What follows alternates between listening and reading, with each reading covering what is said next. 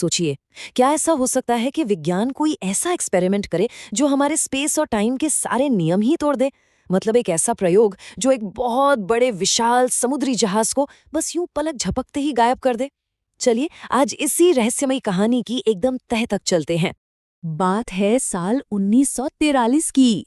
दुनिया दूसरे विश्व युद्ध की आग में जल रही थी और ठीक इसी दौरान एक जहाज के साथ एक ऐसी घटना घटी जिसे आज भी विज्ञान की सबसे बड़ी और सबसे अनसुलझी पहेलियों में से एक माना जाता है।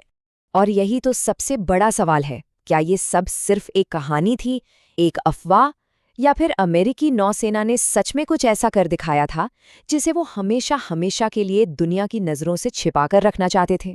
तो इस कहानी की शुरुआत होती है उस एक रात से जब यूएसएस एल्ड्रिज नाम का एक जहाज फिलाडेल्फिया के नेवल बेस से एकदम रहस्यमयी तरीके से गायब हो गया। जो लोग वहां थे उनका कहना है कि उस शाम ना माहौल में कुछ बहुत अजीब था। एकदम से एक जोर का सायरन गूंजा, फिर जहाज के चारों तरफ से हरे नीले रंग के बिजली के गोले जैसे दिखने लगे और फिर देखते ही देखते एक अजीब सी धुंध ने पूरे जहाज को मतलब पूरी तरह से ढक लिया और कुछ ही सेकंड्स में वो 93 मीटर लंबा जहाज वहां था ही नहीं। कुछ नहीं, ना कोई आवाज, ना कोई लहर, बस पानी ही पानी। अब सवाल ये उठता है कि इतने अजीब और इतने खतरनाक एक्सपेरिमेंट की आखिर जरूरत ही क्यों पड़ी? इसकी वजह उस वक्त के हालात में छिपी है। देखिए, 1943 में वर्ल्ड वॉर II पीक पर था।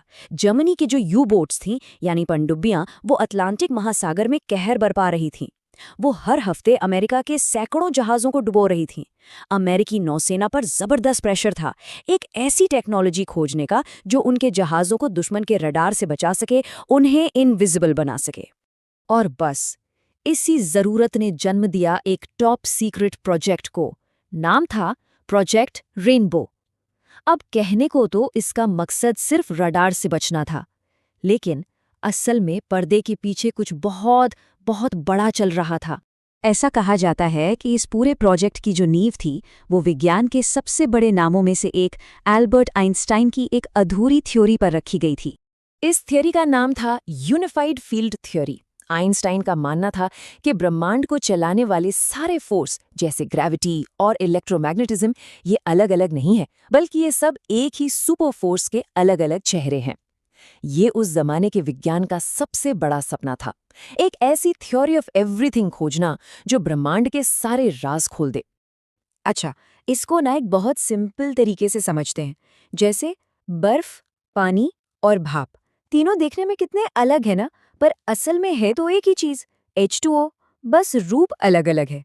तो आइंस्टाइन का भी यही मानना था कि ग्रेविटी और इलेक्ट्रोमैग्नेटिज्म, ये जो बड़े बड़े फोर्स है ना, ये भी बस एक ही सुपर फोर्स के अलग अलग रूप हैं। तो प्रोजेक्ट रेनबो के साइंटिस्ट्स ने इसी थ्योरी को अपना बेस बनाया। उनका प्लान ये था कि बड़े बड़े जनरेटर्स से इतना पावरफुल इलेक्ट्रोमैग्नेटिक फील्ड बनाया जाए जो जहाज के चारों तरफ स्पेस टाइम को ही मोड़ दे। हाँ, स्पेस और टाइम के ताने बाने को। इससे एक ऐसा बबल बनता जिसके आर पार लाइट भी मुड़कर निकल जाती और जहाज पूरी तरह से गायब हो जाता। ये थियरी कुछ इस तरह काम करती है कि मान लीजिए स्पेस टाइम एक रबर बैंड की तरह है। अगर आप उसे बहुत जोर से खींचेंगे तो उसके दो दूर वाले किनारे एक दूसरे के पास आ सकते हैं। और शायद यही वो खिंचाव था जिसने फिलाडेल्फिया और नॉर्फॉक के बीच एक शॉर्टकट, एक तरह का वर्महोल ही बना दिया था। लेकिन ये एक्सपेरिमेंट सिर्फ इनविजिबिलिटी पर नहीं रुका। इसके बाद जो हुआ वो किसी भी डरावने सपने से बहुत ज्यादा भयानक था, खासकर उस जहाज पर मौजूद क्रू के लिए। जैसे ही एक्सपेरिमेंट शुरू हुआ, जहाज फिलाडेल्फिया से गायब हो गया और ठीक उसी वक्त 600 किलोमीटर दूर नॉर्फॉक में कुछ लोगों ने एक अजीब से जहाज को अचानक पानी में आते हुए देखा। लेकिन ये सिर्फ कुछ पलों के लिए था। करीब 6 मिनट बाद वो जहाज एक जोरदार झटके के साथ फिलाडेल्फिया में अपनी असली जगह पर वापस आ गया। लेकिन जो जहाज वापस लौटा वो मंजर किसी बुरे सपने से भी ज्यादा भयानक था। कई सैनिक जहाज की जो मेटल की दीवारें थी ना, उनमें धंसे हुए मिले। सोचिए, उनके शरीर आधे मेटल के अंदर थे और आधे बाहर। कुछ क्रू मेंबर्स अपना दिमागी संतुलन पूरी तरह खो चुके थे और कुछ तो कभी वापस ही नहीं आए, हमेशा के लिए गायब। और जो जिंदा बचे थे वो बस एक ही बात चीख रहे थे, हम समय से बाहर चले गए थे। इस भयानक घटना के बाद नेवी ने फौरन पूरे एरिया को सील कर दिया और सारे रिकॉर्ड्स टॉप सीक्रेट। सालों तक ये राज दफन रहा। फिर 1955 में कार्लो सेलेंडे नाम के एक शख्स ने, जो खुद को इस घटना का चश्मदीद बताता था, रिसर्चर मॉरिस जेसप को चिट्ठियां लिखकर सब कुछ बता दिया।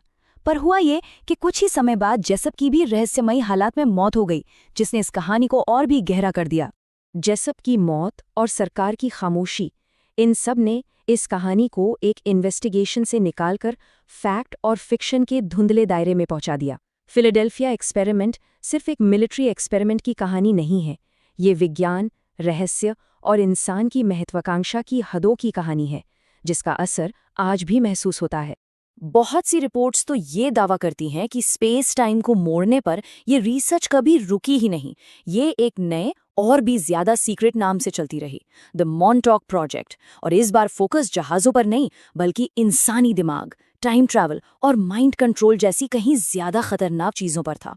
सीक्रेट सरकारी लैब्स, बच्चों पर साइकिक एक्सपेरिमेंट्स, दूसरे डायमेंशन के पोर्टल्स, ये सब सुनकर कुछ याद आता है? जी हाँ, मशहूर सीरीज स्ट्रेंजर थिंग्स का जो मेन आइडिया है वो काफ़ी हद तक इसी मॉन्टॉक प्रोजेक्ट की कहानियों से ही लिया गया है।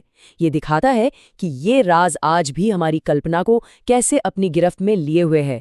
फिलाडेल्फिया एक्सपेरिमेंट पर शायद कभी सच की मोहर ना लगे, लेकिन असली सवाल ये नहीं है कि ये सच था या झूठ। असली सवाल तो ये है कि उस वक्त इंसानियत किस हद तक जाने की सोच रही थी और क्या हासिल करने की कोशिश कर रही थी। विज्ञान और कल्पना के बीच की ये जो लाइन है ना, ये हमेशा धुंधली ही रही है, और शायद इसीलिए ऐसी कहानियां हमें आज भी सोचने पर मजबूर कर देती हैं।